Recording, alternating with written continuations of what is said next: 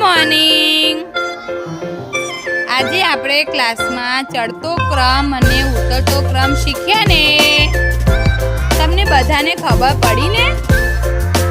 તો ચડતો ક્રમ એટલે કેવી સંખ્યા? નાની સંખ્યાથી મોટી સંખ્યા તરફ જવું।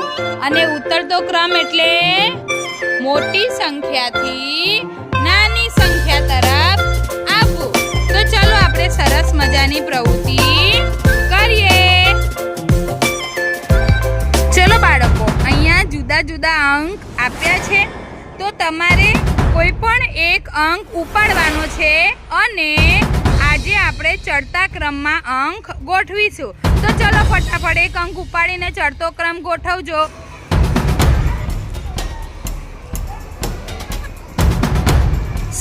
સરસ। 1 2 3 4 અને 5।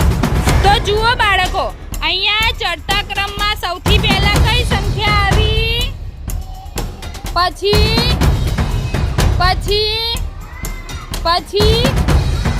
અને પછી કઈ મોટી સંખ્યા? 5। ચલો ધૈર્યરાજ, 1 અને 5 માંથી મોટી સંખ્યા બતાવો તો। Very good. 5 કેવી સંખ્યા છે? મોટી સંખ્યા। અને ચડતા ક્રમમાં આપણે કઈ સંખ્યાથી કઈ સંખ્યા સુધી ગયા? નાની સંખ્યા 1 થી 5 સુધી ગયા। સરસ। 2 પછી 3 પછી 4 અને પછી 5। ચલો સૌથી નાની સંખ્યા કઈ? Very good. બાળકો, આપણે ચડતો ક્રમ તો ગોઠવ્યો, પણ ચડતા ક્રમને ગોઠવવું એટલે સીધી સંખ્યા લખવી। આ કઈ સંખ્યા થઈ? સીધી સંખ્યા। સીધી સંખ્યા કોને કહેવાય? ચલો જેન્સી બતાવો તો, બોલો જોરથી। 1 પછી 2 પછી 3 અને 4 અને પછી આવે 5। એટલે આને ચડતો ક્રમ પણ કહેવાય અને સીધી સંખ્યા પણ કહેવાય। આજે આપણે કર્યું ને સીધી સંખ્યા અને ચડતો ક્રમ। એટલે ચડતો ક્રમ એટલે નાની સંખ્યાથી મોટી સંખ્યા તરફ જવું અને સીધી સંખ્યા પણ કહેવાય। તો ચલો હવે આપણે ઉતરતા ક્રમમાં જઈએ।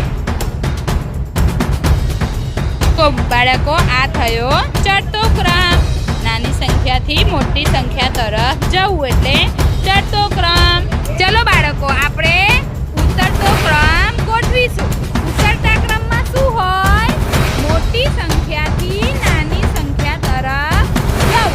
તો તમારા જોડે કેટલાક અંકો પડ્યા છે, તો તમારે એક એક અંક લઈ લેવાનો અને ઉતરતા ક્રમમાં ગોઠવાઈ જવાનું। ચલો ગોઠવાઈ જાવ। તો ઉતરતા ક્રમમાં સૌથી પહેલા કઈ સંખ્યા આવી? મોટી સંખ્યા। મોટી સંખ્યા શું છે? 5 અને 5। એના પછી 4 4। એનાથી નાની સંખ્યા 3 3। એનાથી નાની 2 અને સૌથી નાની 1 સંખ્યા આવી। એટલે આપણે ચલો બેટા, આજે આપણે ઉતરતો ક્રમ ગોઠવ્યો। તો ઉતરતા ક્રમમાં સૌથી પહેલા કઈ સંખ્યા આવી? 5 કેવી છે? મોટી કે નાની? 1 કરતા મોટી સંખ્યા। એના પછી કઈ સંખ્યા આવે? 4 4 કેવી સંખ્યા છે?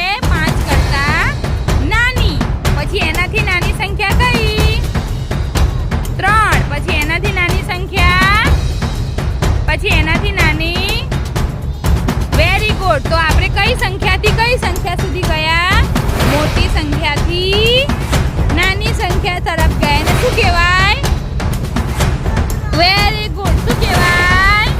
બહુ સરસ। જુઓ બાળકો, આપણે જેમ ઉતરતો ક્રમ ગોઠવ્યો 5 4 3 2 1, તો એને ઊંધી સંખ્યા પણ કહેવાય।